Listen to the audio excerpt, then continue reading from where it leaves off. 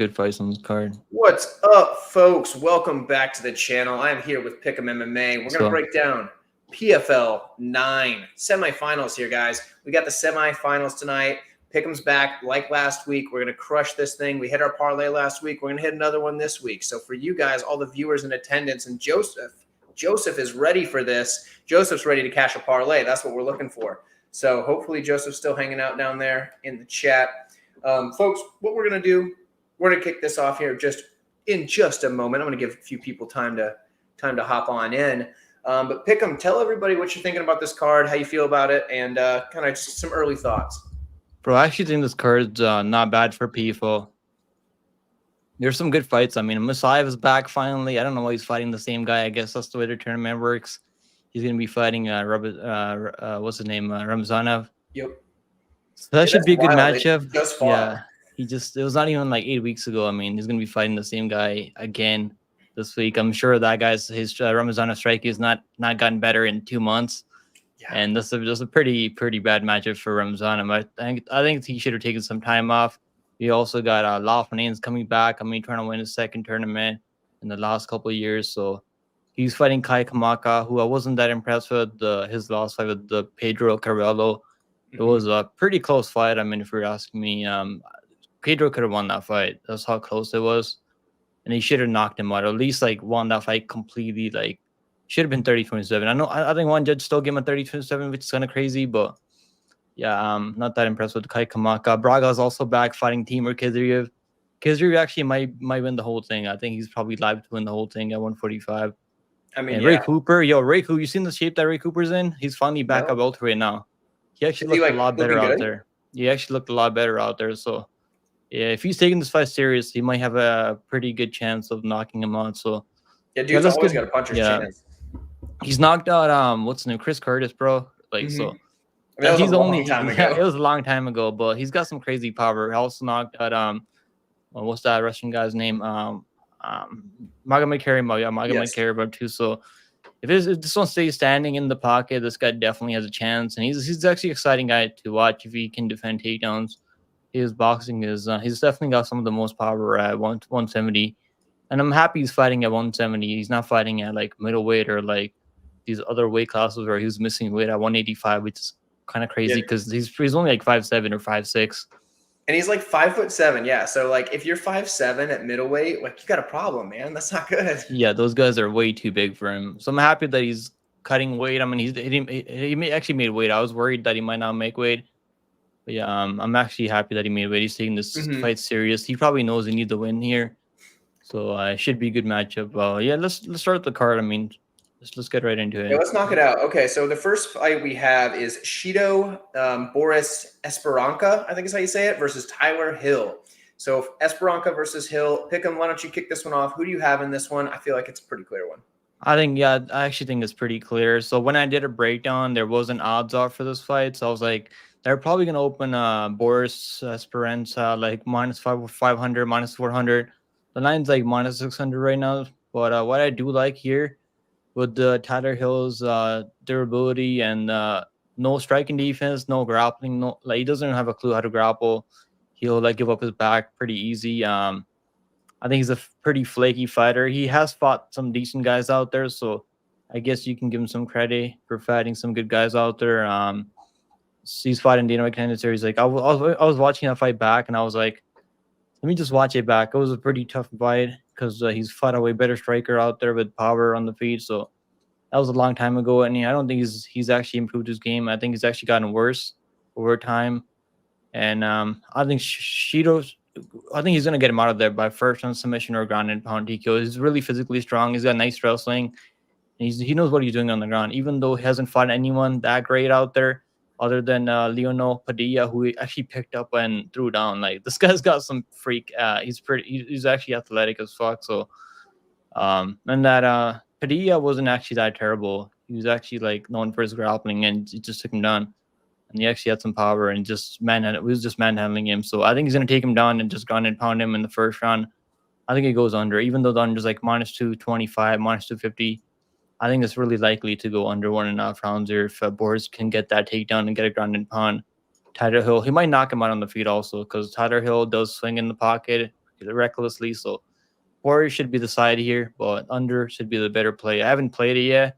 I'm thinking about parlaying the over. Under, I mean, with that over in that Tyler Diamond fight. So I might do that maybe. But I think he's gonna finish him pretty early in the 7.5 minute mark. Yeah, and something that you can see is that in Tyler Hill's last 2 fights, the guy was submitted by rear naked choke. So I kind of like the sub, but I mean the under is the play, like you said. So yeah, I don't think they have time. props, right? They haven't dropped props on any book. I mean, I don't think they have props on Bet Yeah, Online. just over under. Wait, Yeah, actually, just kidding. They have the props now? Bet Online does. Really? Let me see. Okay, they just dropped it right now because I guess I was looking a couple hours ago and they didn't drop him, so they just dropped him now. So let's see, what do we got? Submission is plus 100, so that might be actually all right. I think KO or submission. I mean, inside the distance is going to be minus. Okay, that's minus 700 for. Yeah, which is weird because if was money line like less than hold on. Yeah, that's really weird. What the fuck? What the hell is going on there? So the might as well money, take the money line. You might as well play the money line rather than inside the distance. But also at these numbers, if you play Esperanca by TKO and also play him by submission, you're still getting a better price than if you played inside the distance. Yeah, that's really weird. That's really weird. Bet Online does weird stuff like that sometimes, where their lines are just like silly, and I don't know why, but they do that. So I don't know, but. Money line, I like the money line. I think he's gonna win at high clip. I don't really see. We haven't seen him go past like the first couple rounds, but I think he's gonna finish this guy. Yeah. Oh yeah. I don't imagine Hill having much success. Yeah, he just doesn't have this no head movement out there. That's what they call him a zombie, right? Because he just walks right into punches. Mm-hmm. But we can move on to the next one. We've got another fight that seems like on the record it doesn't seem one-sided, but when you look in a little deeper, it's one-sided. Because I mean, 5-1 versus 6-1. We have Maxwell. I can't pronounce his middle name. Nana taking on Kent Mafilio. Gentao. That's how you say it. Yeah, Maxwell Gentao Nana taking on Kent Mafilio. Yeah, you can kick this one off. I feel like on the paper, like when you just look at the numbers, you're like, oh, this is close, and then you look a little further, and it is not close. I think Nana's got better. She got the more power on the feet for sure. He's fought the better guys out there. I mean, other than Mafilio fighting Jair Bandera, who wasn't really like. Jair Bandera is a former UFC fighter that just never really wrestled in the UFC, which is really weird because he can wrestle, he can grapple, he's got some BJJ. But I guess he was able to catch him in a submission. But other than that, I'm not really that impressed with Mafilio. He's actually got a chin on him. He's pretty tough, though. I've seen him make some clean shots out there and then get a KO later because the guy was tired. But I think Nana's going to be way too quick for him on the feet. He's going to be the way better striker. He's got some nasty elbows in the pocket. So he's actually got vicious KO power. I'm scared to play the under here because Mafilio does have a pretty good chin on him. But I could see Maxwell just bum rushing him, just putting a pace on him. Then Mafilio just covering up and it could be stopped like that. So I'm still gonna pick Maxwell by KO TKO, but Mafilio his chin might hold up, so it might go into the later rounds. It might go that over 1.5 at plus money looks kind of appealing. I'm not gonna play that though. It's gonna be a sweaty over. It's gonna be a sweaty over. Because big boys like to go over. They don't like to exert themselves super hard. So I can see them kind of just like going over because neither guy wants to really do anything right away. Hey, look at the head of Mafilio, bro. This guy's got a fucking pretty big head on him. He does have a brick of a head. You wonder what's under the beard, though, you know? Yeah, that might cushion the punches, I mean, a bit, the beard, right? I mean, I know that helps in power slap. They say that it helps in power slap. Yeah, definitely. Cushions the beard. Yeah, I think Nana's gonna get this one done. I'll go by second on TKO for Nana. Yeah, I like the under in the first fight more than the under in this one. Yeah, this one I don't like the under at all. I think we're gonna get like a weird decision where it's completely one-sided and Nana wins a decision. That's what I think we're gonna get, but it could.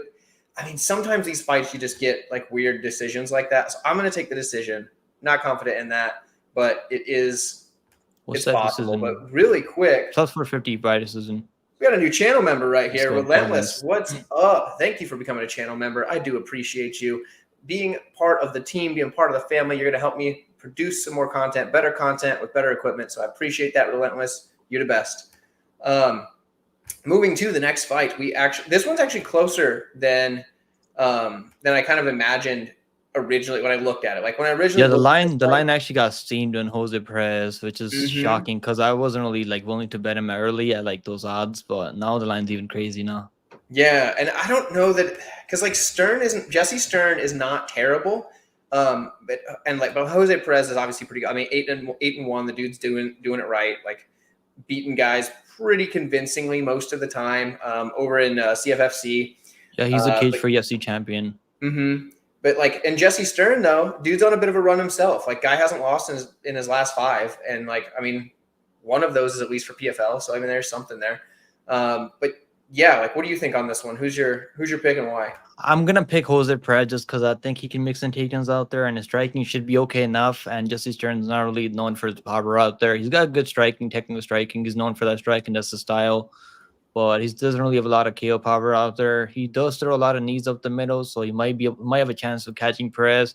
Perez has been flatline KO'd before. It was like 3 years ago, but DeAndre caught him with that short left hook right in they were swinging in the pocket, and DeAndre just caught him 2 years ago. So there's definitely a chance that Jesse Stern can catch him, but I don't think he has that KO power to put him out or put him down. And on the feet, I mean, the striking, I like Jose Perez striking just a bit more. I think he's the better technical striker. He's got better distance management. Nice jab he throws out there. He hides behind, his combination behind that jab. He'll throw some kicks out there. I mean, his chin actually looked a lot better recently. His last fight, Chris Fischel, it was a 4-round matchup. I mean, they only go to the 5th round if it's tied. So they only go to 5th round. So they didn't need a 5th round there because he won the first 3 rounds, which was taken over in the later half of that fight because Perez was looking a little bit tired. They're still mixing in takedowns out there. I feel like he's going to be able to mix some takedowns here, and he's going to win. Maybe get a submission, but I don't trust him at this line. I wasn't going to bet him at -170. But definitely not betting him now at -450. I mean, but I think he's gonna be able to get this one. I think this isn't probably more likely. I think that it goes over 2.5 rounds. But Stern does give up his back when when guys are taking him down. He's trying to work his way back. He'll like give up his back and then make some mistakes out there. I've seen him get taken down by Joss in the first round, give up his back. But I'm gonna pick Perez to win by decision. Not playing pass for me on this one. Yeah, the line makes this fight unplayable because I agree with you. Perez is probably the rightful side. I think he's the better fighter, but I don't think he's over -400 as far as a favorite. Which right now he's -450 on Bet Online. The lowest you can find him is actually -400. So for me, I think, like you said, it's kind of a stay away. I do think Perez wins. I would almost be more tempted to bet Stern by decision could be a sneaky play. Like he might pull it off by decision. Yeah, Interesting. Like, he's definitely got a chance by decision though, because he throws a lot of output out there. I think he threw like 100 significant strikes in that last fight. Yeah, Stern decision's +450. So Stern he needs to keep it standing though. He needs to keep it standing. But I don't think I'll play it. I don't think he's getting a KO. If he knocked out that Joss Blyden guy who's a gas bag, maybe I'd like he might have a chance here knocking him out. But I think Perez is gonna be smart. He's gonna stay on the outside for sure. I think. Just throw that jab in his face and mix some takedowns every round. And he has a hard time. I mean, he does have a hard time holding people down though. So like I've seen him with Saul just getting up over and over. So he's not really like the best control. He doesn't really have the best control out there. But I reckon he's gonna mix some takedowns. He's a pretty smart fighter. Yeah, that's kind of why I think it's going to go to decision, is because it's going to be a lot of like takedown, get back up, and a lot of times going to be chomped up that way. So I do kind of like the over. I don't know if I'd play that either. I might. That fight's just a stay away entirely. Yeah, I'm staying away. Yeah, but the next fight is probably my favorite fight on the card. We have Tyler Diamond taking on Enrique Barzola. This fight is going to be fun. Who do you have in this one? I hope we're on the same side. Bro, I like Diamond here. Even though Barzola is scrappy as hell, this guy's not going anywhere. I mean, this guy's going to stay in your face the entire time. You can put him down, which guys have put him down before. I mean, Burkov was able to hurt him bad, and Kizriev wasn't really able to hurt him, but he kind of rocked Kizriev in that first round with some, I think it was like landed a left hook and Kizriev 80, and then was able to work and mix some takedowns. But Kizriev is a freaking beast. I mean, so no shame. I'll give him a break for that Kizriev fight. I had Borik's by decision at +130, so it was actually a really good fight. If you can go back and watch that fight if you haven't seen it yet. It was actually one of the better fights on PFL this year. But I'm still gonna pick Diamond here because I think he's gonna be the bigger guy out there. He's a natural featherweight. So Barzola was fighting at one bantamweight in UFC and Bellator, and now in PFL doesn't have a choice because they don't have bantamweight. And we have seen Diamond go out there and fight wrestlers. I mean, he's been fighting guys that are like have the same style as Barzola. Even though Barzola has a better gas than those guys, he definitely has a better gas than Artur Rodriguez. I mean, Barzola is okay on the feet and he can wrestle his ass off, so he's gonna have the better gas than Artur Rodriguez. I had him over Rodriguez. I played him at plus 190 when the lines open up, so I was on that quick. So I was like, Diamond. I watched the tape on Diamond. I was like, I don't think Rodriguez is gonna be able to like submit him. And on the feet, Rodriguez doesn't really have much to offer on the feet. And then John's fight, I picked John's, but I didn't bet on that one. I was thinking about playing the over 2.5 rounds, and I just stayed away because, like, I don't know, man. Like, that one's Johns is a pretty good wrestler though, but way undersized, like I said, right? So he's also former bantamweight. Diamond was able to muscle him and work him. It was a pretty close fight. It was like 1-1 heading into that third round, and Johns got a takedown on Diamond in third round. Then Diamond was able to get a sweep, get a reversal, control him for like 2 minutes in that third round. So it was a really close. It was a coin flip fight. Diamond has been cashing as a dog, and his losses are honestly not bad. I mean, close fight with Bryce Mitchell, close fight with Lochain, and only guy that finished him was Mobley Kibulai, who was an absolute beast. So I'm gonna be on Diamond's side. I didn't get the plus money on Diamond. I got minus 115. I was expecting the line to go towards Diamond just a bit, maybe like minus 140 Diamond, but the line's definitely gone the other way. Yeah, Diamond's a big underdog. Yeah, he's like plus 120, isn't he? Like plus 129. Okay, it's plus 129. Yeah, I don't know if I might take the over 2.5 in a parlay too. I think that's pretty safe. Even though it's minus 400, I think they're both really durable. Barzola is really durable as hell, man. This guy's really hard to put away. No one's been able to put him away, and there's a reason for that. And same thing with Diamond and Barzola. I don't think has the cleanest. I don't think has the best BJJ game, so he's gonna catch him in a submission. I think the over is a safe parlay piece, even at minus 400. And I'm gonna be on the dog. I'm picking the dog here, Diamond. I think you can get this one done. Yeah, so it's interesting. So I like you thought money was going to come in on Tyler Diamond. I bet him at plus 100. You still got plus money. And I'm like, what is going on? I was like, why are people betting on Barzola? I don't get it. Because first off, we saw this. I think it was the last Diamond fight when he fought Johns. He's fighting a guy that really should be a bantamweight, but they don't have a bantamweight division in the PFL. They have one in Bellator, not in the PFL. So the guys that want to fight in the tournament, they can't unless they move up in weight, which is essentially what we got here. Barzola is a bantamweight, not a featherweight. Can he fight a featherweight? Sure, he's doing it, but I don't think he's gonna have a lot of success. And I think Diamond's the rightful favorite. I don't know why he's the underdog. I think Diamond can outdog him. He's gonna be able to land some nice shots on the feet. He stays pretty busy on the feet, and he's in your face the whole time too, right? He stays in your face, and he's an all-arounder. So like, unless Barzola can just somehow catch him with something, I don't see him outskilling Diamond. He's definitely a dog. He can definitely stay in there, which is why I think the over. Diamond by decision might be a decent play. What do we got? Yeah, I haven't seen that yet. It's probably like good plus money, right? Plus 135. It's not even worth it. Just play the money. You might as well play the money line. Yeah, it's like 6 cents different. Like, yeah, you just play the money line. But shout out to Derek Izzy down in the chat. What's up? Let's go. We must share a birthday. I don't remember that. We've probably been over this, but if November 29th, there we go. But yeah, goes to decision. I agree. It definitely goes to decision. Derek's onto that one there. Which the line for goes to decision is minus 350. So you can't parlay that on Bet Online, unfortunately. Just take the over 2.5. Yep. They only let you parlay the over 2.5, which is kind of crazy. It should they let you parlay all the props and everything, which is I don't like that about Bet Online. Yeah, that's what I like about DraftKings. That's the only thing I really use DraftKings for is if I want to parlay like props and stuff. And then also like if I need a parlay between promotions, Bet Online won't let you do that until like pretty close to fights. So like they'll let you parlay the same card, like on like Tuesday or Wednesday usually. Like I parlay PFL, UFC, and like Dana White Contender Series. I've been doing that, and I think it's more likely to hit your parlays with those guys. Mm-hmm. You can pick and choose who you trust, right? Like then picking a couple of guys in one card. Yeah, but Bet Online doesn't let you do it early in the week. You gotta wait. You gotta wait a couple of days. But once the lines get steamed, then they let you do that. Yep, They're really exactly. smart. They're pretty smart. Yeah, I that's like know one of the few things I use DraftKings for is like being able to parlay cross promotion. That and actually BetUS. I don't even like BetUS, I've but never used BetUS or I like hate them. these They're other such books. scammers. I But used FanDuel one time and just they took too long to pay me my money, so it's like frustrating. Because yeah, I hate DraftKings when you they can won't pay withdraw your out. money right away. They let you like in a minute, couple of minutes, like you get your money in a couple of minutes. I like Yep. DraftKings. Bet online they charge you a fee when you're withdrawing, but it's like If you it's use okay. crypto, it's pretty legit. I don't use crypto. I mean, I Oh just use yeah, I my just wire withdraw in transfer. Bitcoin. It's way better. They don't charge you anything, as far as I know. Bitcoin. Yeah. I actually bought a couple like some Bitcoin back in the day and just can't remember my passkey, man. It's like Oh frustrating. I no. bought $250 worth of Bitcoin back in 2016.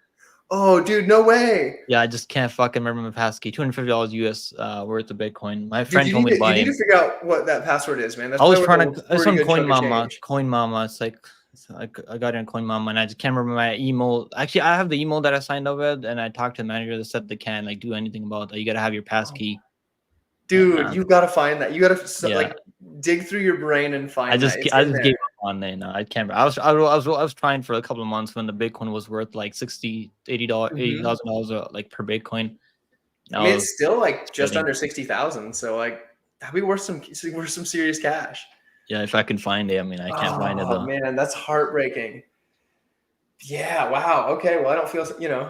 Yeah, I feel pretty good about myself now because I've never done that. So that's good. That's rough. Wow. All right. Well, you know what? You deserve all the wins in all the gambling from that because I mean, having that as an option and it not being able to remember the passkey is brutal. Yeah, seriously. Hopefully you remember that password eventually. That's rough. Grateful dude. Good to see you, man. So Oh wow. Okay. Well, you know what?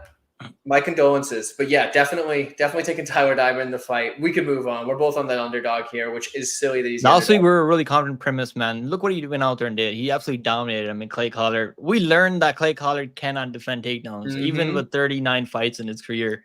And I'm Yeah, happy. That's what I like about premise, though. He's smart, right? He's not gonna be dumb out there and just try to he was strike my out the most guy. confident bet on the card, Yeah. which is crazy. I mean, essentially my most confident bet you could actually make that was like possible. I mean, there's always like somebody that's like minus 1,000 on a PFL Impa card. was actually looking pretty good, but Severo gave him a tough fight. And Severo Always was in does. there. Dude's a dog. That guy's chin is crazy, bro. He's actually got some of the best chin in the game right now. He does, and it's not going to last forever. So that guy might as well just use it while he can. You know, keep using it to win fights. But if he keeps fighting Impa, it's not gonna go well for him. But we can move on to our next one. We have Ray Cooper III taking on Makhmed Burkov.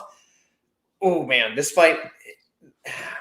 I mean, knowing that Ray Cooper looks better now coming in, looking fit. He's does definitely make me a taking little this more fight nervous. serious. Definitely taking this serious, and he's finally back at his natural weight class, where he's welterweight. Yep. Because that's where he's had a lot of success before, knocking out some guys with some good skills. I mean, Chris Curtis, even though he caught him with that, it was a pretty vicious KO that he caught him with. It was a couple of years ago, but still, no one's been able to put away Chris Curtis. I mean, I don't think anyone's dropped Chris Curtis since. I mean, no, not unless you count the headbutt from Kelvin Gastelum, but that was a headbutt. Yeah. I don't care what anybody says. That was a headbutt. Whatever. Yeah. People that don't like Chris Curtis will say that wasn't, but that was clearly a headbutt. I picked Chris Curtis in that one, and he should have won that fight, but it is what it is. But yeah, I'm leaning towards Makhmed Burkov because I think he's going to be the better kickboxer from the outside. He does a lot of feints out there. Doesn't really wrestle as much as I want to see. If I was going to parlay him here, I want to see him wrestle more out there, and doesn't really wrestle all that much. Like, the only time I've seen him like mixing a takedown recently was over his last fight, Dorado. He shot like one takedown in the third round and just let him back up. I mean, because he was dominating him on the feet. So he's like, I don't really need to control you on the ground. So I guess that makes sense. But I think he should wrestle here. I actually think he should wrestle here because in the pocket, man, that's where Ray Cooper is really dangerous. And I'm not betting against Ray Cooper, a guy who's in shape right now at 170 at his natural weight class. Is dangerous. We've seen Burkov get flatlined, but with an elbow from Lochain. So I mean, it's been some time though, 1.5 years. So it's been some time. I mean, he probably recovered from that now. But yeah, I don't think Burkov has crazy power on the feet. He does have more weapons on the feet for sure. Does throw a lot of head kicks, knees up the middle, leg kicks. I mean, he's gonna have more variety of weapons out there for sure. So I'm gonna lean towards him as a pick. But I do not trust this dude as a parlay piece. At minus 500, man. If he was like minus 150, minus 180, I'd be like, okay, maybe I might parlay him like one parlay. It might be a good play to put him in one parlay, juice up a parlay. But he's only minus 365 now. So I guess some people seeing that Ray Cooper made weight and he's taking this fight seriously and looks in pretty good shape. So I guess some money came in because I've seen him at like minus 500. Like I think like when I did my early breakdown. I think this is a dog or pass for betting in this fight, but I'm gonna as a pick, I gotta pick Muhammad because I think he's got more weapons and he's gonna have the better cardio out there. Also can wrestle if he needs to. But he does make a lot of mistakes out there. So as a pick, I'll pick him, but I'm gonna pass. I'm just gonna pass. Ray Cooper's got a chance for sure by KO. I'm gonna check what the KO number is on Ray Cooper. While you're doing that, Joseph, don't worry. Stick around to the end. We're gonna put together a parlay, and we're gonna put our most confident picks in that parlay. So stick around to the end, Joseph. We got you, brother. Ray Cooper by KO plus 400. Yeah, you might as well take the money line than the KO then. But I think he's gonna, if he wins, it's gonna be by KO, catching him in the pocket because Burkman does leave openings on the feet in the pocket when he's swinging. At distance, he should be the better striker at distance for sure. So I think he's gonna win by decision. I don't think he's finishing Ray Cooper. I don't think he's gonna finish him. Yeah, he fights really safe. Though. Because like if he, like you said, if he starts getting in the pocket with him, he's in trouble. He needs to keep it at range, and at range he can strike very well. He does a fantastic job of just doing what he needs to do, outpointing guys.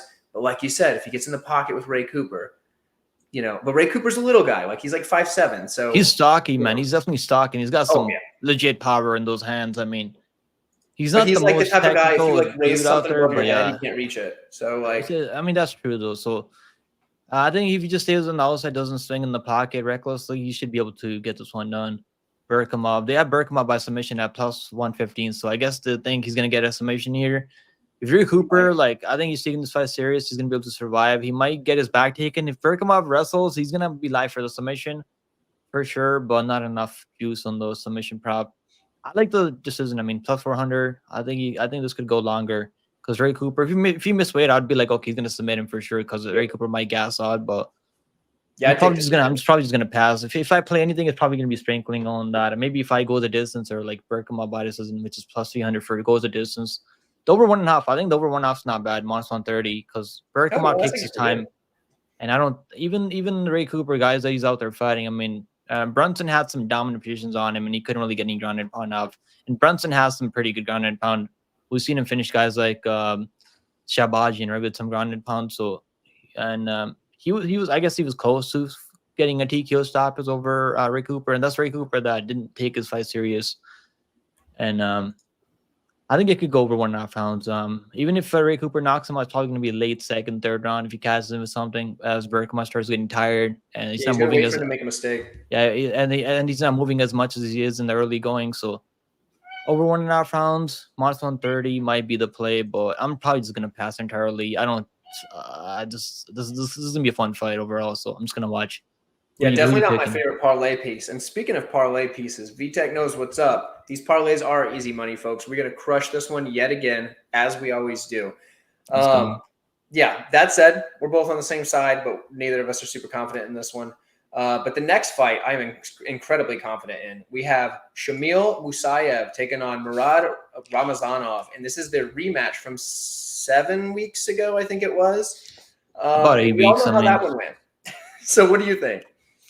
I think nothing's changed, man. I'll be honest, nothing's changed. And I picked him the first time to beat Ramazanov, and I knew he was gonna be able to defend enough takedowns. And on the feet, Ramazanov striking is not that clean.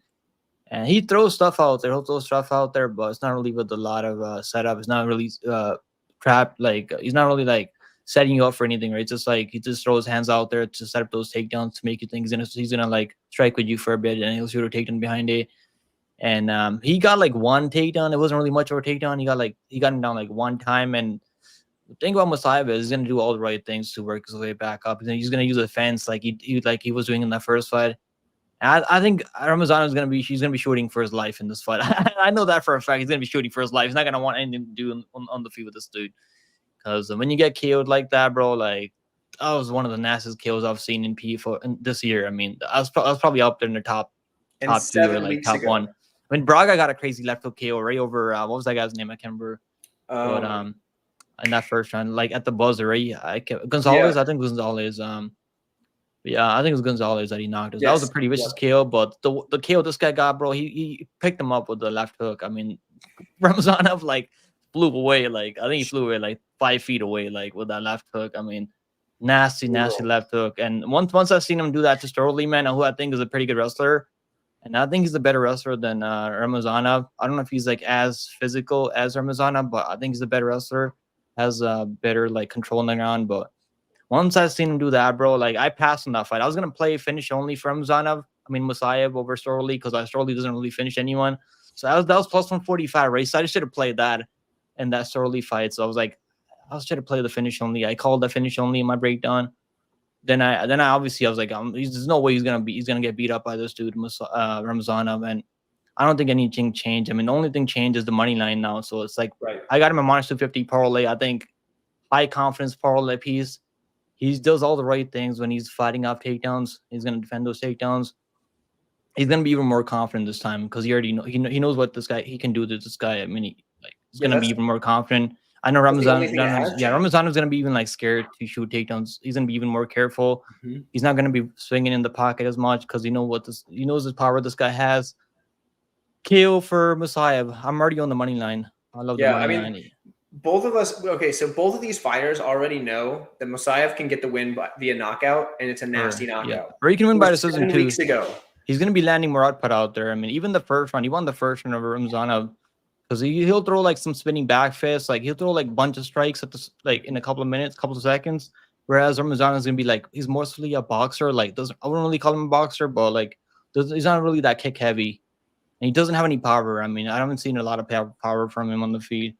Yeah, he doesn't have a ton of danger. He just Ramazanov needs takedowns to win this fight, but he also needs to get him down, keep him down, and hold him down for 3 rounds. And I just don't see it. I think he's getting knocked out again, and probably it's probably going to be early. I think it's probably going to be in the first round this time, late first round. I think this time. Yeah, I wouldn't play the over. I mean, I know people are playing the over. I seen the over at like minus even money at one point. Now it's like under's plus money right now. But I like Musayev. Good parlay piece, Musayev.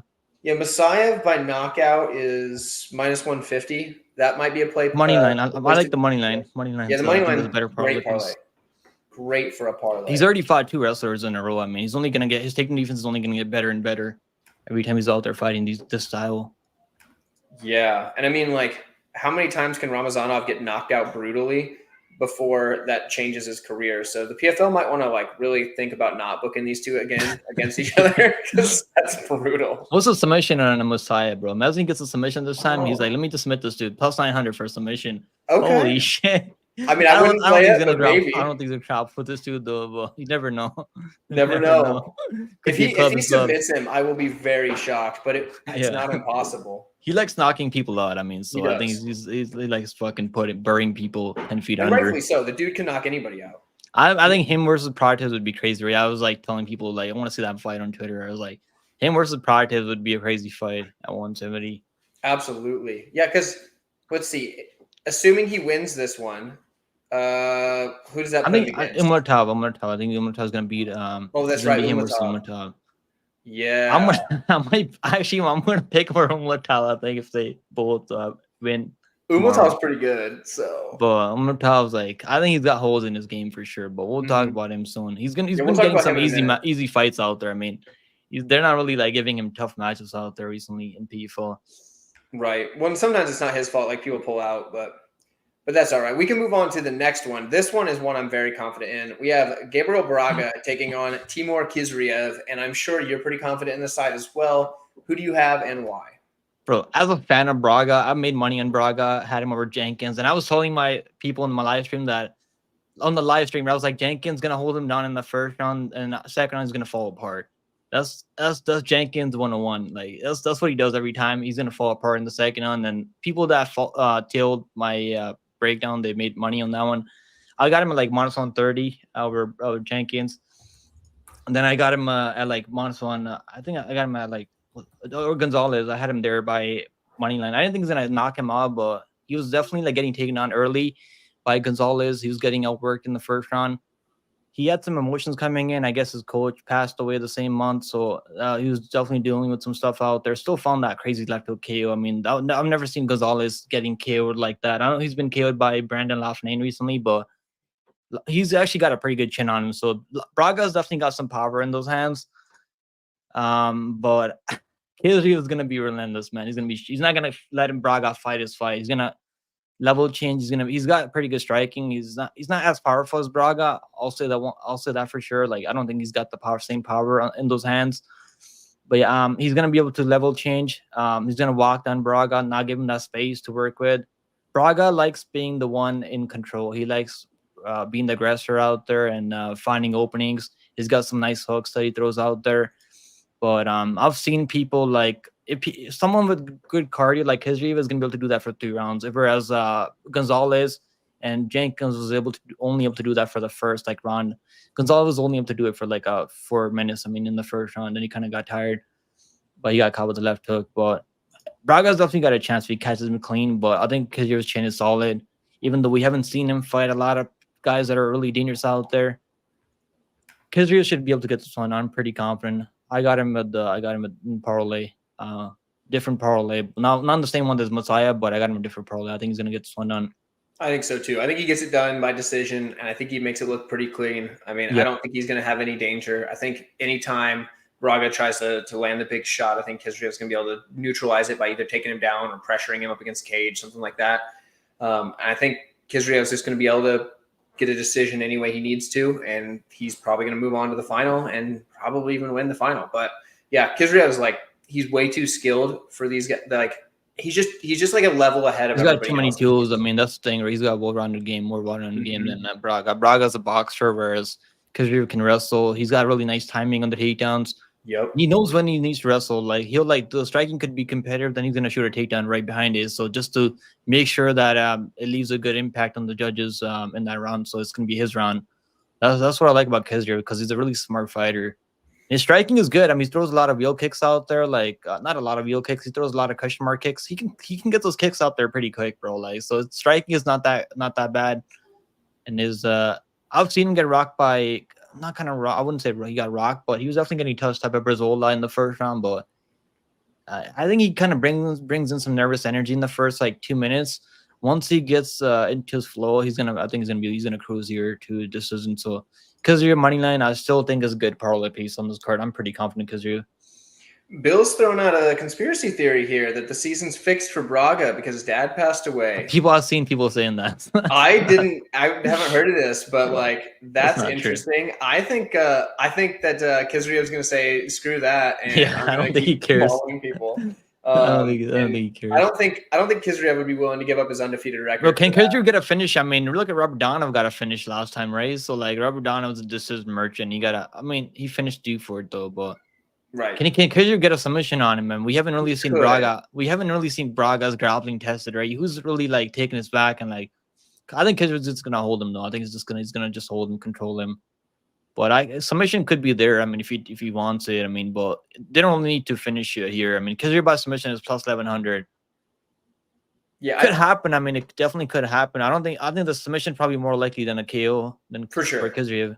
Yeah, I don't think he's in a KO him. KO is only minus, I think it's only plus 575. So the submission might be something on a sprinkle on if you think he's live for a finish here. The only thing is he just in his last 5 fights, they're all decisions. Rabadana was the same way, right? He got a bunch of decisions, then he got a KO in the second on. I had the over 2.5, and I was like, holy shit, he just knocked him out.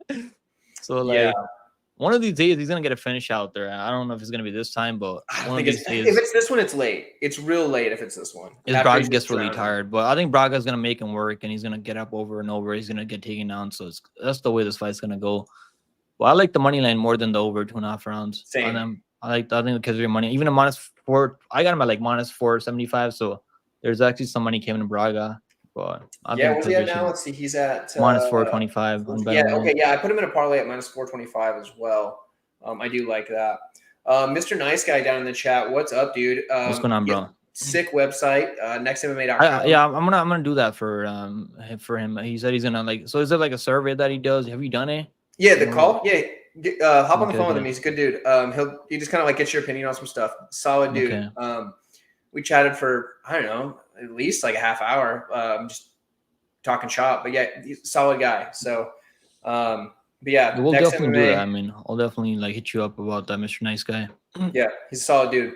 Let's see. Doesn't think Timur is a boring fighter. I don't really either because I'm like as far as my style, I like to grapple as well. And smothering grappling is kind of like what I would prefer to do. The only guy ground that's a pound, wrestler that I find boring is Bubba Jenkins.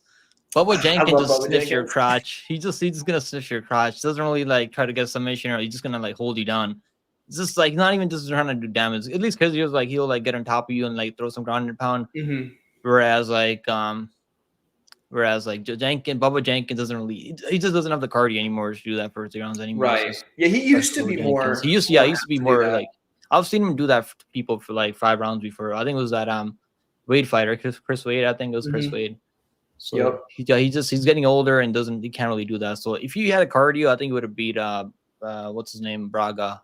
With the wrestling. Yeah. He just doesn't have the cardio to do it, like you said. Because like you said, he's getting older. It's just it's just what it is. But can't really stop Father Time. But exactly, I guess we can move on to the easiest, or should be the easiest pick based on the odds. We have a minus 3,300 favorite in Magomed Umalatov, and he's taking on Neiman Gracie. I mean, I'm pretty sure I know who you're going to pick, but why don't you tell us about who you're going to pick and why? Well, this should be Don Madge is actually really stupid and dumb. Don Madge, I learned my lesson on Don Madge there. He was trying to like offensively wrestle Gracie, which is really weird. And he's not as big, right? He's like kind of undersized, could be fighting out. I think he's a former, isn't he like a former 155er? Don Madge, I think he moved up to welterweight in PFL. But yeah, that should be Umalatov. He's gonna be able to defend those takedowns, those sloppy takedowns from Neiman Gracie. The juice is not really gonna work for Neiman Gracie. Yeah, Gracie doesn't have good takedowns. Yeah, I don't think his takedowns are that great. I mean, but he's definitely gonna attempt some takedowns out there, but he might get like one half takedown, and then like Umalatov gets right back up. Umalatov should be the better striker here. He's gonna have some power. Is he gonna knock him out though? I'm not sure about that. I think he does. Do you think he's gonna knock him out? Probably first round. First round, really? You think he's gonna knock him out? I think Gracie's gonna do everything he can to get the takedown and just. I think he's gonna he might survive and maybe a second on. I think it might go to second on. Maybe, but I think he gets brutalized. I'm gonna say like a second on TKO for Umalatov, because I think once Gracie starts getting tired and he can't get those takedowns, his body language is not gonna look great out there. I haven't parlayed anything on I can't even parlay him at these odds. It's so I think he's gonna win for sure. Parlay him is if like your parlay is at like minus 102 and you just want that that plus 100 so bad. Imagine he's the parlay buster of the night. Dude, that would be so bad. If Gracie wins this fight, I will be so shocked. Like he's like good, but he's only good at one specific thing. Yeah, he's a one-trick pony for sure. Is something his opponent's also pretty gosh darn good at. Yeah, he's definitely one-trick pony, and BJJ. I mean, he's got some BJJ, but he's not getting a submission on Umalatov. Yeah, Umalatov striking wasn't looking that comfortable his last fight, right, over Brandon Ward. Well, I mean, he took him down, then he subbed him, but he wasn't only trying to go for the KO. Brandon Ward, I guess he does swing in the pocket more. He's definitely got better striking than Gracie. Oh yeah, but still, I think Gracie, he's only been KO'd one time. I'm gonna say second on. I think we'll see a second on here. We haven't seen. They don't have props for this one. Do they not really? Well, we're 1.5 rounds to minus 165. So if you think it goes under, it might as well take the plus 135. I'm just gonna pass, bro. I don't know. I'm not parlaying on minus. I should have maybe parlayed by minus 900 early. It was like minus 900 on Bet Online. They don't let you parlay early in the week. So no. Or DraftKings. I've been DraftKings. I could have parlayed on DraftKings, but I was like minus 900 seems kind of steep. Yeah, because his best price right now is on my bookie at minus 2273, and that's actually some pretty good value because he's over minus 3,000 on almost everything else. So. I'm just gonna pass, bro. Unless you really need a parlay piece that can get you plus money, like you said earlier. Right. If you put him one parlay, I think he's gonna win at least 96% of the time out of 100. He's should be locked, but the line. I think even more than 96. I think 99 out of 100, Umalatov wins this fight. Actually, it might be 100. I just can't see how Gracie, because even if Gracie gets to the mat, he's probably going to end up on bottom. And if he ends up on bottom against Umalatov, do you really think he can sub him off his back? I don't think so. Nah, he's not going to submit him off his back. He's not submitting him off his back. And how is Gracie going to has pretty good jiu-jitsu. I mean, we've seen his jiu-jitsu out there, so he can wrestle, and he might get takedowns and just control this guy for 3 rounds. I mean, that could happen. So Umalatov wins this fight pretty. I mean, you could probably. I feel like he wins. I'm gonna pass, bro. I'm not gonna parlay minus 3,300 or minus 2,300, but it doesn't help your odds. But at the same time, like he's going to win short of an injury. It's not worth the squeeze at this time. Yeah, I mean, he would have to just like. He was supposed to fight. Wasn't he supposed to fight Ward here? Like this is a short notice replacement for Grace, like for him, right?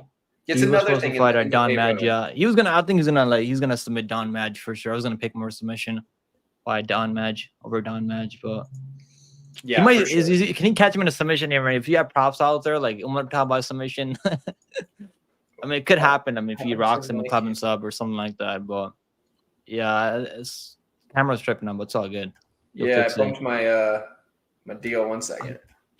What's going on? We got Covert in the house. Let's go, Covert Mayday. Covert bets MMA. Let's go. What's up, Covert? Yeah, the cat was playing with the cord and I bumped my camera, so it messed up my connection. But you're good. You're good, bro. You're good. But yeah, dude. I mean, if Umalatov loses, I'll be shocked. We can move on to the main event though, because it's much better. We've got Brendan Lochain taking on Kai Kamaka III. This is actually a decent fight. Real quick, let's see what's up with Derek Izzy here. So if Crow Cop is a heavyweight. I mean, yeah. Yo, Crow Cop is a heavyweight. I mean, isn't he like fucking heavyweight, bro? Yeah, I mean, maybe not Crow Cop today. I mean, like, I don't know what he looks like. I think Crow Cop's still today, even at like as a senior. Okay, maybe not today. Yeah, there's a certain age. He's got to be like fucking 80. Well, how old is he now? He's probably like in his late 60s, right? Or like late 50s. I'll Google it real quick. Or like at least late 50s. I mean, he's got to be at least late 50s or around 60s. Oh, he's only 49. Okay, so yeah, maybe 50s, Crow Cop still could do it.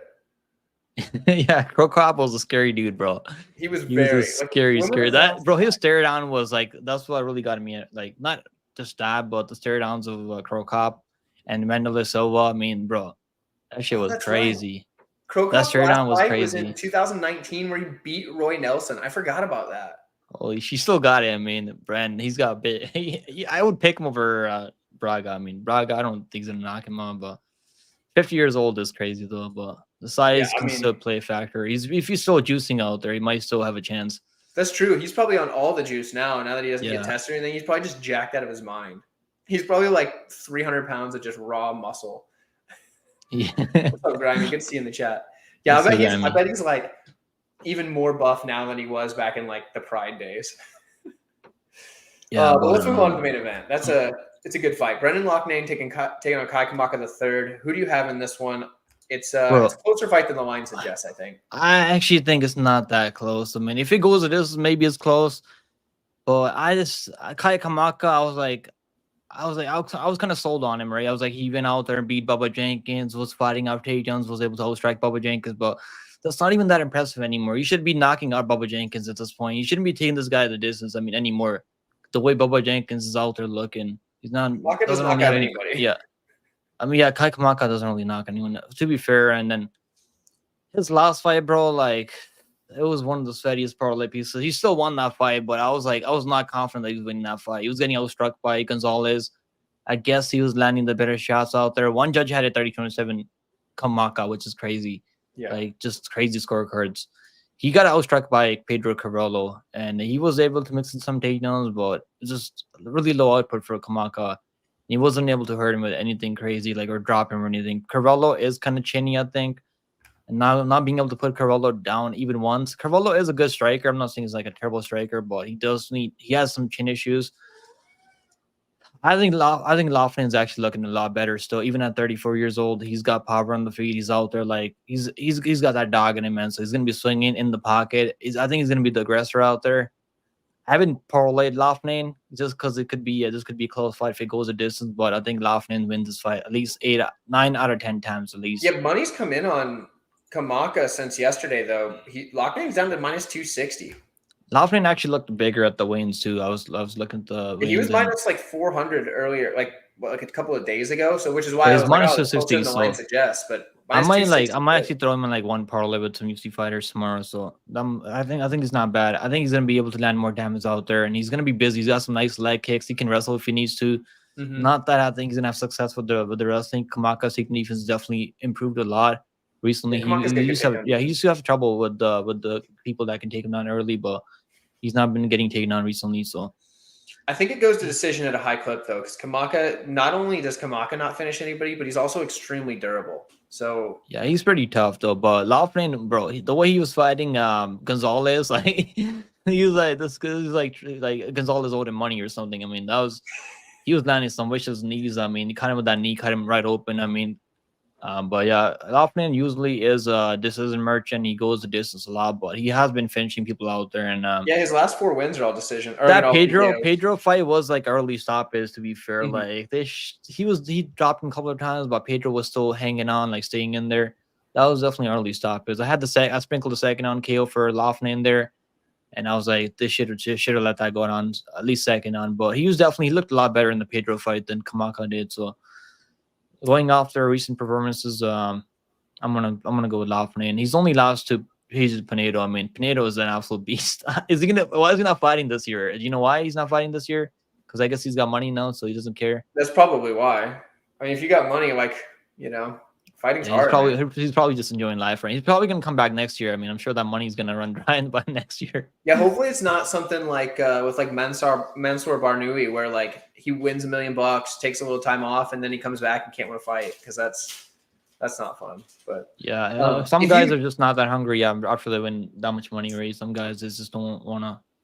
Yeah, I mean, I don't blame if I want $1 million. Like, look at Izzy, right? Look at Adesanya. Adesanya, like, I don't think he's that hungry anymore. Honestly, like before, he was willing to exchange in the pocket and just go for it. Like he didn't care. Like a couple of fights ago, now he's got all this money, man. So it's like I don't think the hunger is really there. Even though he looked a lot better out there against Duplessis, but I just don't think that he's like willing to push to the next level and really like trying to like slug in the pocket. And I don't think he's as hungry as he used to be. So maybe that's the thing about these guys. Might be something else with the fact that his last 2 opponents have just really beaten him down mentally, and I think that's like the thing that nobody else had been doing. So I think they might have just figured that out. Is that like mentally, if you get inside the guy's head, like if you just kind of bully him a little bit, he cracks, because he probably never had that growing up. So Enrad, what's up, dude? Glad to see you. Who do you think would win, DDP or Chimaev, if they fight right now?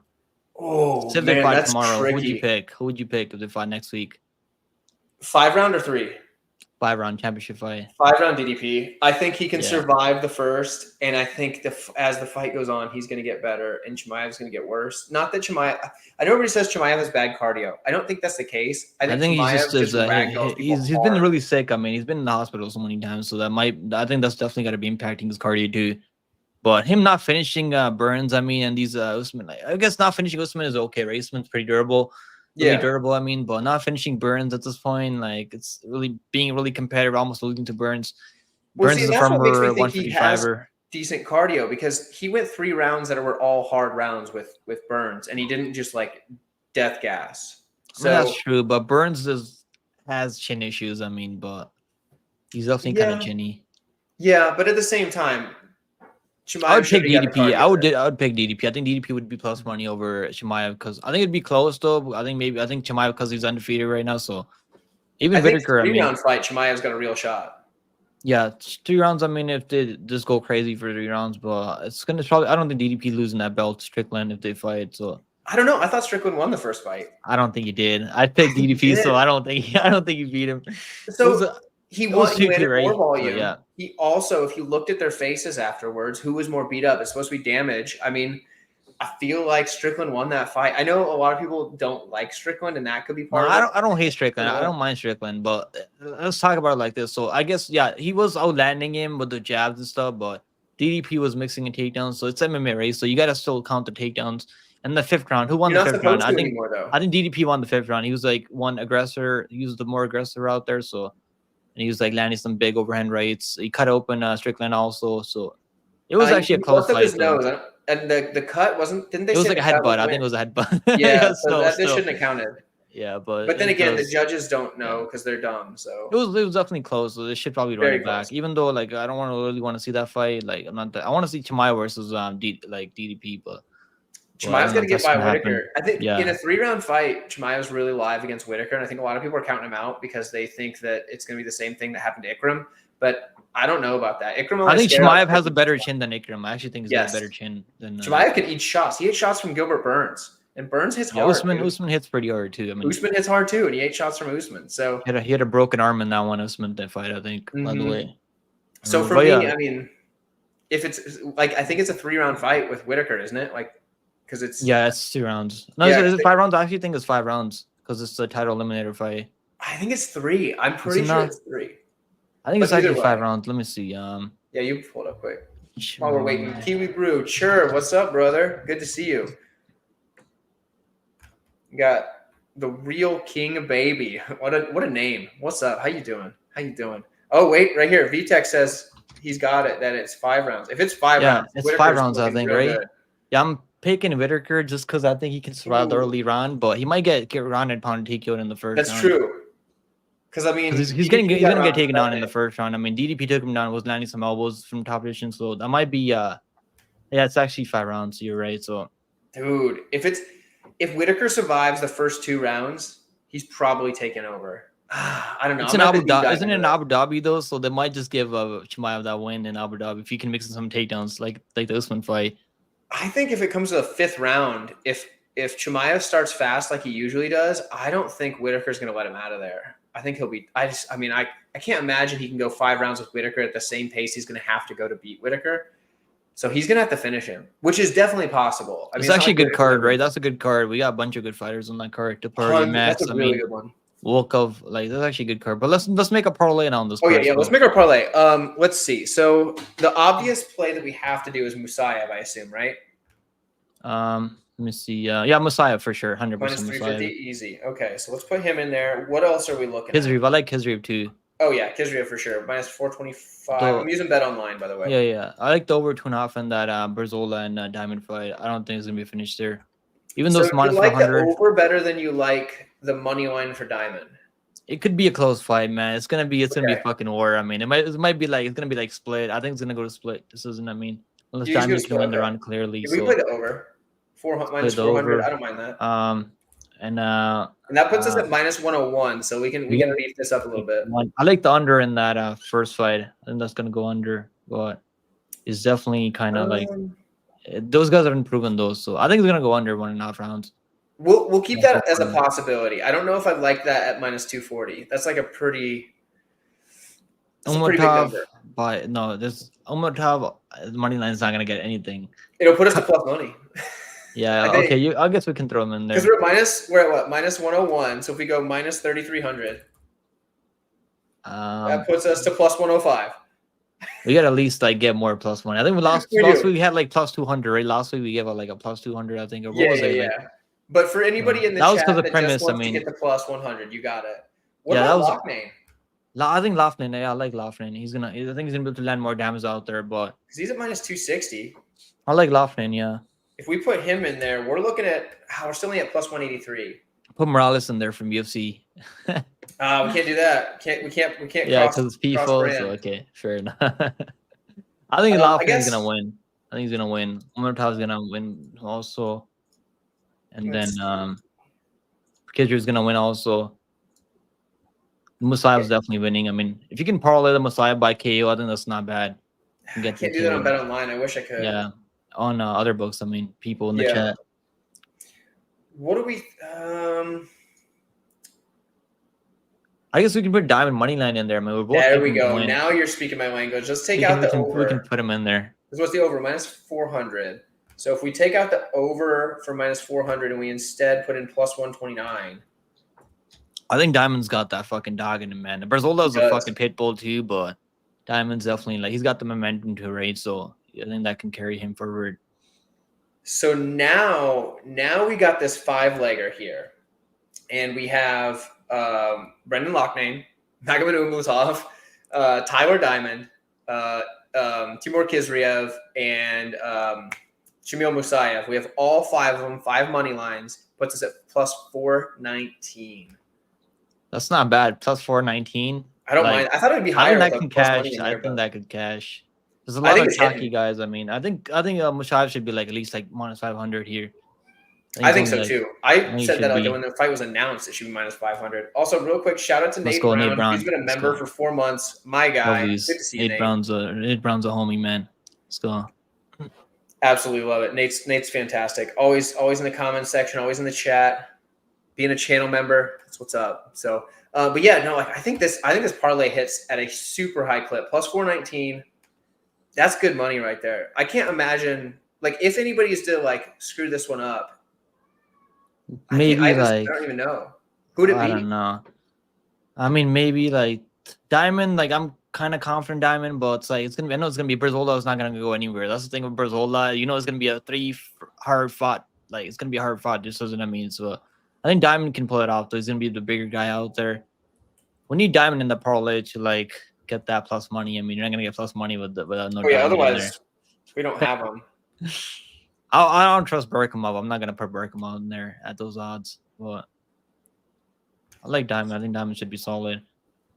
And that I like the under. I think the under in that first fight. I think that's Tyler Hill doesn't. I don't think Style is like made to go over 1.5 rounds. Should be, but the guy's kind of improving though, so I'm not gonna get a lot of juice now. I like that parlay plus 419. Musayev Diamond on the top because you have Lochain. Beautiful parlay. Isn't there Diamond in? Oh, Diamond. Yeah, he's in there. You think he said Diamond loses? Let's see, man. Yeah, I don't think so. A lot of people think he's gonna lose. So that's what they said. Like, that's what they said about last fight, right? His last fight, the last 2 fights, that he's gonna lose. Yeah, what does Barzola do better than any of Diamond's last couple opponents? He's gonna have to wrestle him for 3 rounds. I mean, which I don't think he's gonna be able to do that with the size. He's a bantamweight fighting at featherweight right now. Diamond's gonna be bigger. Diamond looking in phenomenal shape. You've seen the Waynes, bro. Like you gotta go watch the Waynes. I haven't seen him. Bro, the shape this guy's in is crazy. This guy's definitely on the good stuff for sure. Diamond's definitely. That's the thing with PFL. Some of these guys are on the good stuff, and that's like kind of not what you want, you know? Yeah. Any locks for Saturday night? I think Morales is gonna win for sure. I like the over in the Angelo fight. I mean, there's like and the over in the other fight, Cavalcante fight. And then I think Kaya's gonna win, but that one's it's gonna be a tough fight because that's a tough opponent that he's fighting, Cannonier. The only lock I could see for the UFC would be Zach Reese. And that's just because I think Medina's terrible. Yeah, Medina is pretty terrible though. You're right.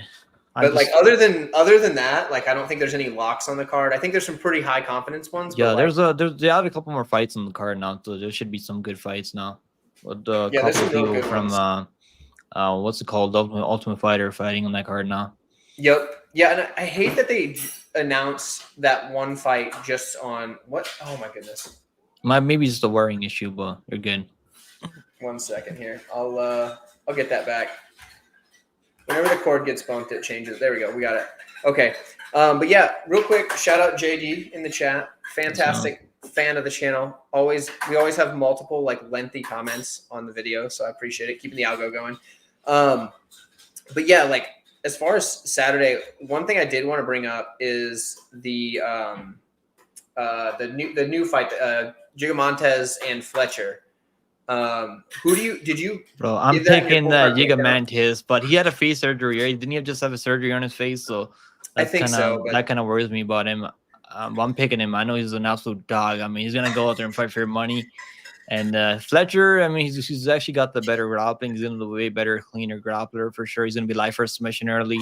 If he can't get that submission early, I mean, I like the cardio for Gigamontes and the striking more in Gigamontes. I like Gigamontes. Also, he's the bigger guy out there. He's a natural featherweight, whereas Fletcher is the former bantamweight. So I'm picking Gigamontes as a dog. I'm picking a lot of dogs. He's an underdog for some reason. It doesn't make any sense. I think it makes sense because there's a lot of hype on the Cage Warrior guys. Every time Cage Warrior guys make the UFC, there's always like a lot of hype on these guys. He's got skills for sure. I mean, he's definitely got skills, but if he can't get a submission, it's gonna be tough controlling Gigamontes. And Gigamontes is getting better out there. I think, even though we have seen him get a drop out there in the Ultimate Fighter, but he's tough. He's definitely tough to put away. I thought for sure Gigamontes was going to be like a decent sized favorite. Like I was like, oh, he's probably gonna be like minus 180 when it opens. And when I saw it open at like plus 145, I jumped on that. Yeah, I haven't bet him yet. I might play the plus 2.5. I don't know if they have those out right now. If you're gonna play him, you got to play him soon because money's coming in on him. He's down to plus 130. I guess you can still Plus get him at plus 130 now. 145 on Pinnacle. Nobody has. The only thing I'm worried about was the facial reconstruction surgery that he had recently. Right. That's what's like making me question. I get that. Let me see. Do they have lines? I mean, props. They don't have those. I think it goes under one. You think I think it goes under? I think it goes over 1.5 rounds. I was thinking under, but it could go over. I don't know. I don't know if he's gonna knock him out in the first round. You get Mantis. I think he's gonna catch him in the later half of the round when Fletcher starts getting desperate for those takedowns, and he can't. That's what happened in the Wooding fight.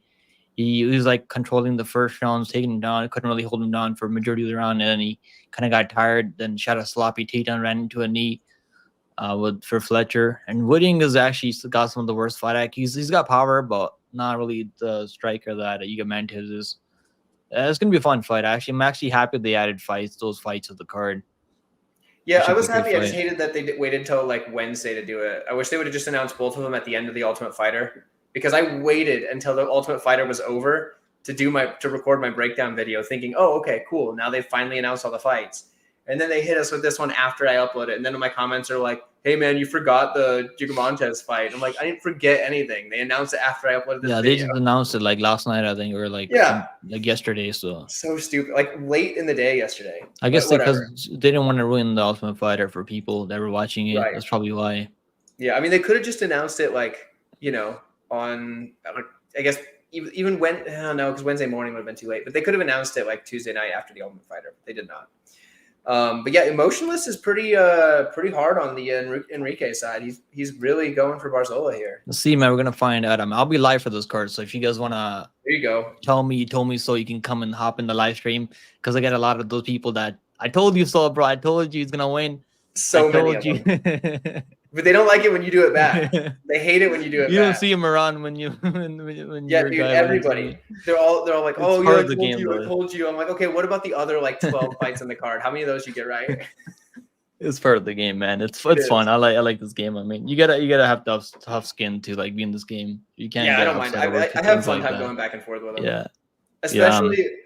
Oh man, it's so much fun when you're going back and forth with somebody for like a 50 or 60 comment thing, because they're just really getting after it, and I'm sitting here like, this is great because the algorithm is loving this right now, and my video is just getting pumped. But then also like at the same time, this other person's getting really upset that I'm still disagreeing with them. Oh, I love when that happens. I love it. Yeah, man, it's just fun talking about fights. I mean, that's why I do this, because I like talking about fights. I love the fight game, man. So I enjoy the fight game. I mean, I'm happy there's Dynamite Contender Series on Tuesdays. It's been an absolute chalk fest, bro. I'm actually doing pretty good in Dynamite Contender Series more than UFC right now. So I'm like 10-0 in Dynamite Contender Series. Oh, no way. It's only been one underdog. I mean, only one underdog came through. So like I knew last week was gonna be pretty chalk heavy, and it was sucks for Torres Finney. I mean, shouldn't even got a contract, bro. Jose Medina's in the UFC and not Torres Finney.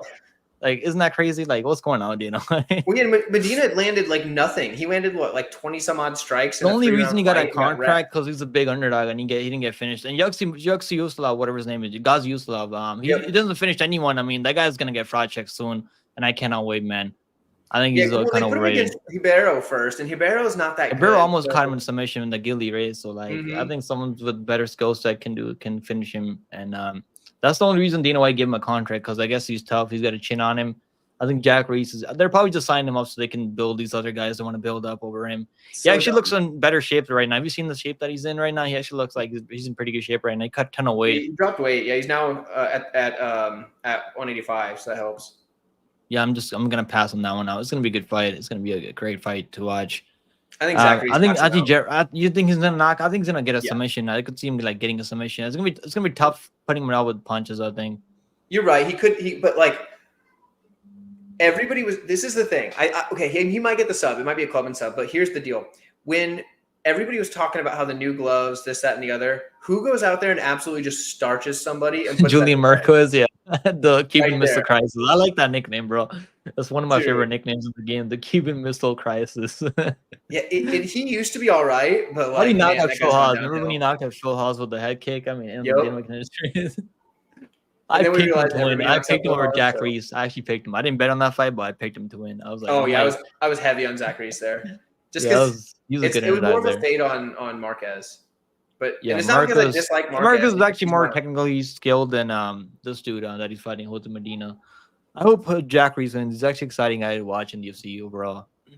Yeah, I agree. He's fun, gets things done. Yeah, it sounds like let's see. Yeah, we got a lot of people looking. Oh, here we go. Emotionless says the opening fight in PFL as an underdog. Is that Tyler Hill? Bro, do not bet Tyler. Yeah. Go watch some tape on this dude. I think there's better underdogs than Tyler Hill on this card, like for sure. Like, I wouldn't even say Cooper. I think Ray Cooper is probably a better underdog than Ray Cooper's a better one than Tyler Hill.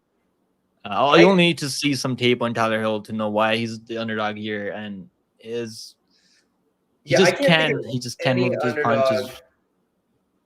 That'd be worse to play. Maybe I take that back. Diamond's a way better dog than Diamond's a way better dog. Way better dog than this dude. Way better. Tyler Hill. Stern's a better dog, even though I still think he loses.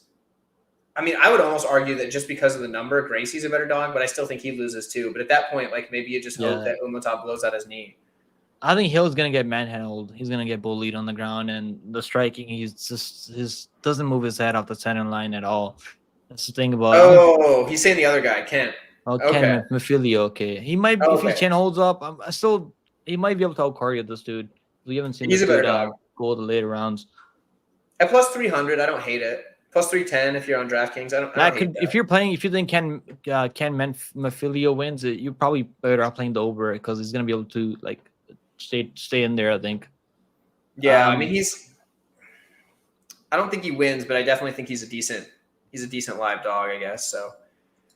I watched tape on this dude, and he was getting caught with some punches early. Then he knocked him out with an uppercut. The guy was like kind of gassed. He was tired. So like, his only decent guy that he fought was Jair Bandera, where he like choked him out. So, well, this dude hasn't fought anyone good either. I mean, the guy that he's fighting now. Jair Bandera is good for like a regional. When he grapples, when he grapples, he can have success. Remember that Chase Sherman fight when he wasn't grappling?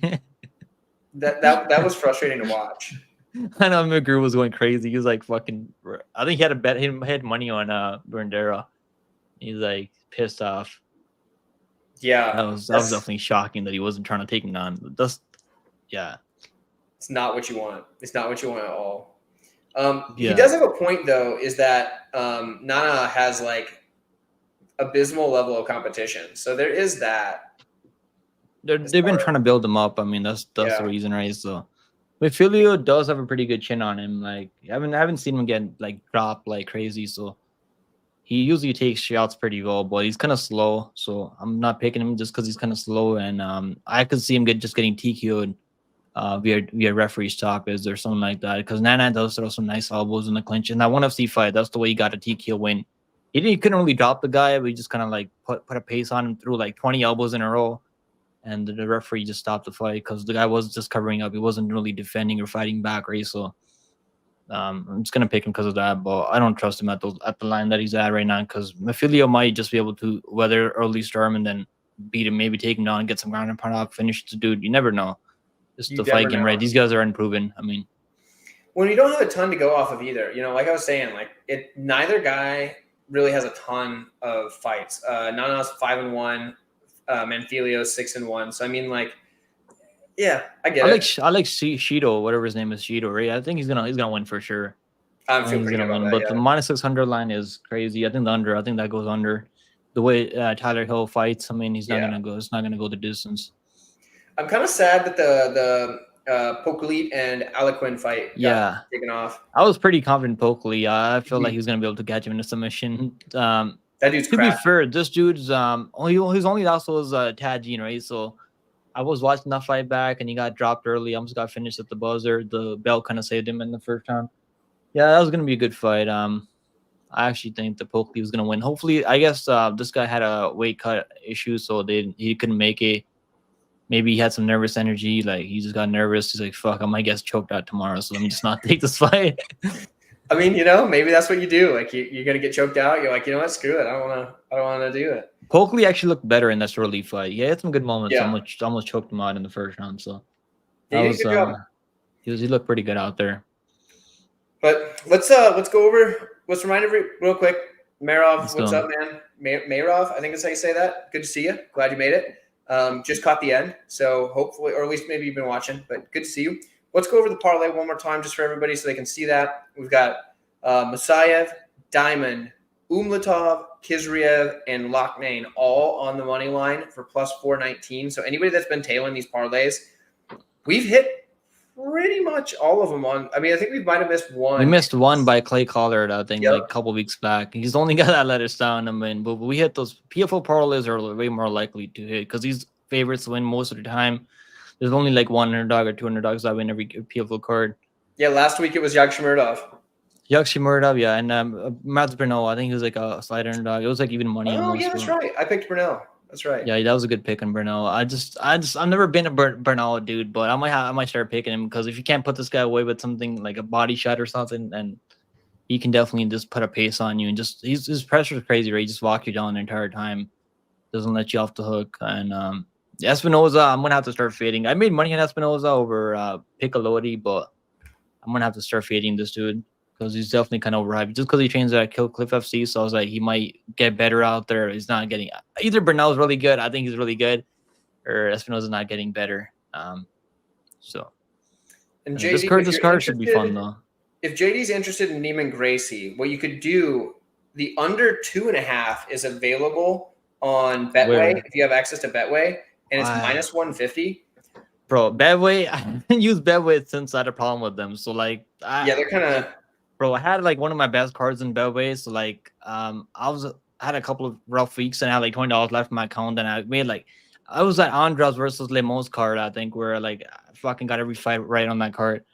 And then Andras was able to get that submission right because Lemos was coming off that Hiko win over what was it? I think it was over Rodriguez. I think it was Rodriguez once he got that standing TKO and I had her there. But yeah, like so I had one of my best cards out there. So I had like $20 in my account and I made a bunch of I played like a bunch of parlays, and I had like I won like $1,300 on that card, 13 units. One of the best cards ever. And bro, they weren't paying me my money, even though it was only $1,300, but like they took like a month. And you can deposit money. I don't know what was going on. So they let you deposit money, but you can withdraw for like a month. Then I had to like talk to them. They're like, we need your password, this and that. So I was like, I just stopped using them. I was like, yeah, there's so many sports books that are so sketchy about everything. Like BetUS, for example, if you place a wager online, not over the phone, if you place it online, you have to save that bet slip because when you go to cash out, they will not. I've never gone in person to bet on a game. No, you got to do it. Oh yeah, you can go to their website, but you can also do it over the phone. But like for BetUS, if you use their like site or whatever, you have to save the bet slip because if you try to get paid out, they will ask you to present the bet slips to equal out to the amount you're trying to get paid out. It's a real scam. Yo, last night that Chung Wing, whatever her name is, right? Chung Wing. So then that Leonardo fight, they had the over. Like I think that was a mistake. So they had the over at plus 150. I think it was like they made a mistake. The lines was they do that opposite. So I bet that, right? I bet like half a unit on that, and then I was like, bro, I just got this line plus 150 for the over, which I think it might go over 1.5 rounds. And then they refunded my money. They said it was they didn't say anything. They just refunded it. So I guess it was a mistake because BetOnline had that like a minus 180 or minus 200 for the over 1.5 rounds. But yeah, they made a mistake there. DraftKings, I trust DraftKings and BetOnline. I think they're solid. Yeah, BetOnline and DraftKings are both good to play. And then like anytime you play in the casino, you're set there because those are like, I mean, obviously I've gone to casino, played like blackjack one time, but I've never like bet on a sport at a casino before. Never. I might have to do that sometime. It's kind of like fun. I've only done it a couple of times, but it's fun when you do because like, you know, like I have a buddy. He's actually on my Patreon as well, and he's always like he'll go to the casino and just get drunk and like be betting live. He'll be like, "Yo, who am I betting in this fight?" And he'll just be sitting there with everybody. And it's hilarious because like everybody probably hates him because he'll start like winning bets and like everybody else is losing all their bets and he's like having a good time and they're like, man, this guy's super annoying. He'll be like, yeah, 138 MMA told me to bet this guy. And like every now and then I'll get like a random message on Twitter or something. From the one thing I do like about Betway is that they let you bet on like live fight goes to this, if it's gonna go the distance or not. You can like make some good money on those. If you think one guy's gonna fade, he's gonna get finished later. That's the one thing about like DraftKings. They don't let you like bet on those things like live. So like Betway, I don't know if they still have that, but I know they used to have that like at least like 2 years ago when I used to bet on Betway. They used to you could bet on like live if you think that this fight's gonna go the distance, and you might be able to get a crazy number on live not to go the distance because those clearly the fight looks like it's gonna go the distance. Then might be a crazy finish later if you think one guy has gassing issues. But that's the only reason like I like Betway back in the day. But now Bet Yeah, I've Online never doesn't used even like. Betway. Yeah, I've never used Betway is pretty. Bet365 either. That Apparently was the they're only horrible. book they used to be able to use in Canada, right? Because I'm in Canada, so that's the only book that they had here like a couple years ago. Now we got DraftKings. I mean, everything. We don't have lineups here. That's the thing's frustrating. I always forget you're living where from I Canada, living. dude. Give me your best Canadian accent. Let's hear it. Yo, what's going on, eh? What's going on, eh? No, that's not even like it's like I can't really do it, bro. Yeah, you don't sound super Canadian, man. If you live in Toronto, bro, like people sound like they're trying to like be Jamaicans out here, like they got the Jamaican accent. Yo, this guy's a waste shoot, eh? Yo, yeah, eh? It's like that's the way they talk out here, yo. This guy's a waste shoot, man. Yo, Wagwan fam, like it's like they want to be Jamaicans. I'm not even kidding, bro. Like they sound like retards. I used to talk like that when I was like 19 years old, and I realized how retarded I sound. So I was like, yeah, I gotta change the way I talk. I sound like a retard. You gotta lay into that Canadian accent, man. Start talking with that. Just put an A. Just put an A at the end, and you got it, man. Just put a yo. What's going on, eh? Yo, you good? You been good, bro? You been good? Start calling people hosers. Just say thank you, thank you, bro. Thank you. Like say sorry, thank you. Emotionless wants to know if we're gonna do Road to UFC. I haven't been following Road to the UFC. I used to watch him. Like I watched like last year, but I haven't. So I got too much in line. Have you been watching it? I don't. So I was gonna do a video on it, but there's an Indian fighter, right? Isn't there an Indian fighter this week? So I like Shin Horiguchi as like I don't know why money's coming out as opponent because Horiguchi's probably just gonna wrestle him and just hold him down for 3 rounds. Or Horiguchi, like I think I've probably seen this. Let me see if I can look at my Shin Horiguchi. Yeah, was he on the last year? Was he on the last year season? He lost last year because he's too small, but he dropped down to featherweight now because he was at lightweight last year. He really should be a bantamweight because he's still kind of too small, but he looks pretty good at featherweight. How do you spell his first name? Shin Shin? Yep. And then Horiguchi is Haraguchi. H-A? Yep. He's minus 165 on Bet Online. DraftKings got a minus 162. When is it? When is the Friday? Friday at some time. I don't remember what time. Let me see. I might have seen this guy. I can't. We got LFA too, but I'm gonna be watching PFL. I'll be live for PFL. We got KSW also on Saturday, I think so. At LFA. I bet on LFA sometimes. Like I like a couple of fights that are not to go to this. I think the main one's not gonna go over. It's gonna go under 3.5 rounds. I like that, and I like the co-main event to go under 2.5 rounds. I think there's gonna be the way those guys fight. I mean, they're not gonna go the distance. Yeah, nothing just stands out on LFA just by looking, but yeah, because like I haven't really looked. We have so many fight cards this weekend, so I haven't even had the chance to look at it. But yeah, I think I'll be watching Road to UFC, but I don't think I'll get any bets on it. Actually, I might bet Horiguchi if money keeps coming in on his opponent. Is he fighting in 2 days? Shin Horiguchi? I don't see him on the card. Unless the fight drop, but I don't think so. Okay, is there like 2 Road to the UFC episodes or something like? Should be episode 5 is what we're looking for. I think it's all on just one episode now. Maybe not. Because I know they oftentimes do 2 episodes, but I think they're doing sometimes there's like back to back. I remember watching them in the morning, like 8 o'clock in the morning. Yeah, they're watching Road to UFC in the morning. And that's the time you gotta watch it, and when they're like competing in Singapore and those places. Yeah, I just can't find this card. Though. Can you drop a link in the chat so I can like click on it? I gotta check it out. Horiguchi. Shin Horiguchi. Okay. Like a link to what? Like his like fight. I just want to check it out. Okay, let me see. Because I think I remember seeing this guy. He's a good wrestler, right? He's like a crazy wrestler, crazy pace. Yeah. Let's see what we can find here.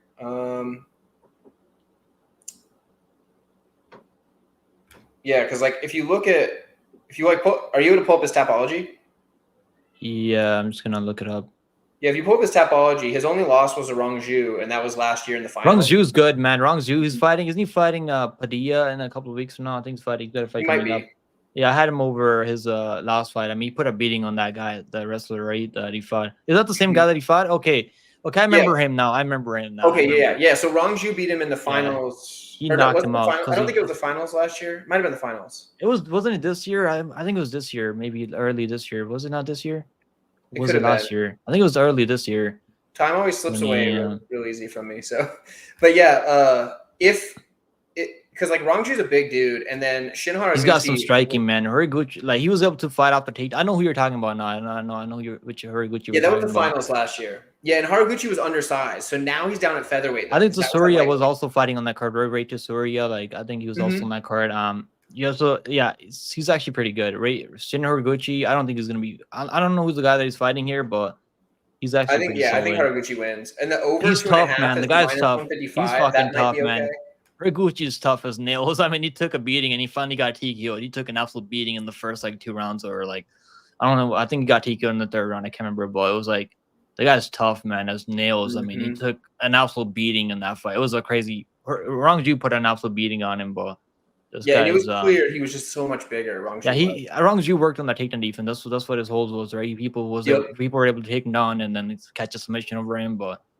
Yeah, he's just taking defense definitely came a long way since then. So either way, man, I'm probably gonna watch. I'm not sure if I'm gonna watch that because I'm gonna be live for PFL. Is that on what time is this? Yeah, I don't know what time it's gonna be. 9 p.m. 9 p.m. So I'm probably gonna be live for PFL. I think. Oh, 9 p.m. Oh, geez. Yeah, 9 p.m. Friday. So I think PFL card's probably gonna be live for like I think it starts like 7 if I'm not mistaken. So I think so. It's probably gonna run from 7 to like 11 or like maybe 10 depending on how many finishes we have.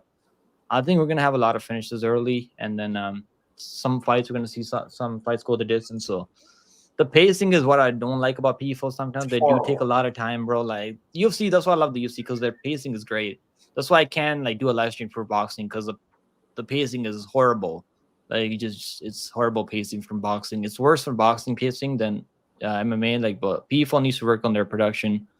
There was like 45 minutes between one of the PFL fights, like 2 cards ago, and I was like, "Are you kidding? Like 45 minutes between a fight?" Yeah, that's insane. Was that boxing? Yeah, it was Ngannou, right? Ngannou and Joshua. No, which that's probably too. But it was at the PFL one. They like did like a country song or something, like some like country music band played. Oh yeah, I remember that.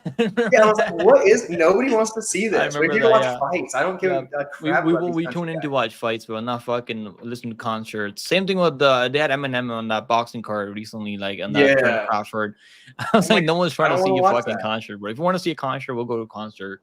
Yeah, and like it's never good because that's why UFC is great, bro. I think UFC is they're gonna have someone at the Sphere, right? Am I mistaken? Or then someone said something that they're gonna have someone like performing at the concert.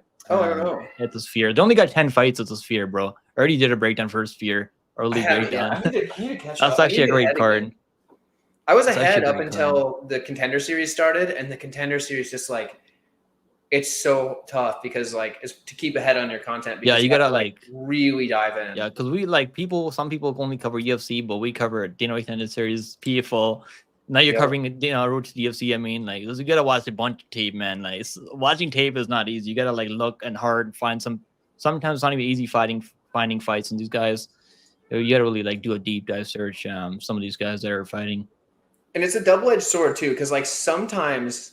Like say Pat Pitlick, for example, that fought on the Contender Series. His tape was really easy to watch because he was knocking everybody out in the first round, basically. He had a couple of boxing fights that I was able to watch, but yeah, I know people are high on him, but Gustafsson is a dog, man. This dude is like nothing's phases this dude. Pitlick was going to beat him because Gustafsson is like a type of guy that a lot of times will try to have a fun fight more than he'll try to win a fight. And I thought for sure he was going to be willing to trade with him. He definitely had a chance at distance. It was bad for him. At distance, he was definitely landing the cleaner strikes at distance. This is Gustafsson just didn't let him off the hook. He was just like clinching with him because he knew this guy had better striking at distance. It was a good game plan. He man his distance better, but Gustafsson is just I think Gustafsson's gonna have a hard time when he can't control people against the fence, but he definitely has a chin on him for sure. We've seen that he hit some clean left hooks from Pitlick, but the Canadians went fight with a good game plan. And even the guy that fought Torres Finney, though, I think they should bring both of those guys back. They might get an easier matchup next year in the American Series, maybe short notice because other guy like Costin, whatever his name was, he actually looked a lot better out there too when he's able to fight off the takedowns. Torres Finney, man, I don't know what's gonna happen to Torres Finney because Dana White cooked him. Dana White was pissed off with Marab posting that thing about his cut, and Dana White was pissed and he took it all on Torres Finney.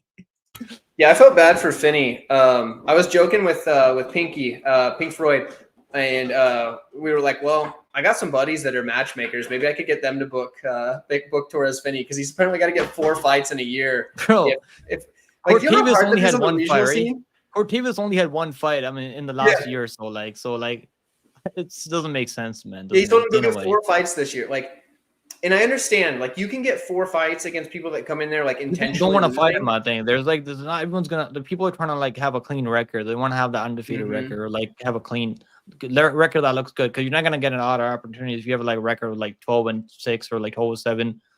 Not gonna be like UFC's not gonna be looking to sign you. So like it's not a lot of people are gonna take that match with Torres Finney because they know this guy can wrestle. He can take you down. He's got a pretty good chin on you. So he's gonna have some tough time getting matchups out there, but he should probably like fight in LFA. I think if you fight in LFA, he could probably. I think he'd be LFA champion. I think he could be the LFA champion at 185. But the Russians, isn't that guy in the Russian who's the middleweight champion right now? What's his name? I can't remember his name right now. But the Russian guy, I think he's gonna get signed to the UFC now soon. So he could probably fight for the LFA title at 185 if he wanted to. But it'd be rough running a promotion like LFA because like every time you get somebody as a champion, essentially you just lose them. Yeah, like their champions never stick around. I think that's what they do, right? They're feeding talent to the UFC right now. LFA, I think, is the top promotion right now. That's like has the most fighters fighting in the UFC. Every card they have at least like 5 to 6 fighters fighting every card for sure that have fought for LFA or like So it should be good, bro. It should be good. So LFA, I like LFA. I watch LFA when there's no like PFL round on Friday. So they got a card coming up this Friday too. Flyweight matchup, flyweight championship fight. Yeah, there's just so many fights this weekend, but it's just like it's gonna be hard to watch everything. But I'm all for it. But with that, we've been here for an hour and a half. Let's let these good folks get on with their evening. It's been a fun time, but they've been here. We've had around 30 some odd people most of the time. Here we've been rambling for like 20 minutes about just everything. We've just been chatting it up. Yep. And everybody, you guys can get all the links to Pickem stuff in the description of this video. Of course, you guys probably know Pickem by now, but if you don't, go check out his stuff, his content. Yeah, I'm gonna be live tomorrow, so if you guys want to find a chill stream to hang out at, watch the fights, I'll give you guys good picks on the live stream. See who you guys want to bet on live, see how the fights are going. So catch me at Pickem MMA. So it was fun breaking on this card, man. Next week we have a PFL card, so when they're gonna be fighting finals. Yeah, I don't think we have PFL for a while now. It's at least a few weeks. Okay, so we'll be back. I mean, next time when they have the finals. For sure. We'll do it again. This was good. So we can make it a pretty regular thing, hitting these PFL cards. So, but with that, to the chat, we will see you guys soon. Thank you so much for tuning in. Make sure you jump into Pickem's live stream tomorrow and check out that fight companion he's going to be doing. So with that, see you guys down the road. Later.